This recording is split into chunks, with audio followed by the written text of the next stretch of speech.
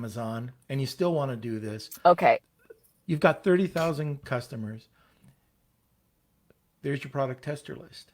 There's your product tester list. Let's say you only have 2,000 customers. Okay. Yeah. Let's say you've got an Amazon store doing pretty well, and you've been selling for let's say you just have it to, like a lot of people, we just did it to look legitimate. We opened a Shopify store so that retailers, wholesalers, suppliers, whatever, would look at us and think we were legit. And maybe it's only been a year, but maybe we've accumulated in a year 2,000 customers, which isn't hard at all. Now we have those customer names. We can either scrape those. We'd have to actually scrape those to get them into a Facebook thing, but we could create a Facebook group. This is how I would do it. I would create a Facebook group around what I'm selling. First a fan page. Then I would invite those people. So if I have a barbecue gloves, I'm going to have a Facebook fan page about barbecue. And then I'm going to bring some of those people, I'm going to entice them into a Facebook group. Okay. And then I will test products by putting a post in there. If I'm in the page, I'll boost the post and say, which glove do you like better? Or are you looking for a mat, or do you grill more vegetables, or do you grill more fish, to get one of those little, mats or something? And that's maybe a $3 to $5 ad. Right.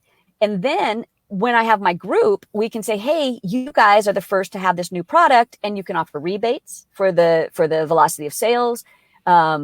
I'm not saying you should ask for reviews, but you could potentially talk about how important reviews are to your Amazon business in that group. The other thing you could do is you could create one of these churn and burn stores, and you could actually find a product that is similar to your niche. So let's say you're selling, barbecue.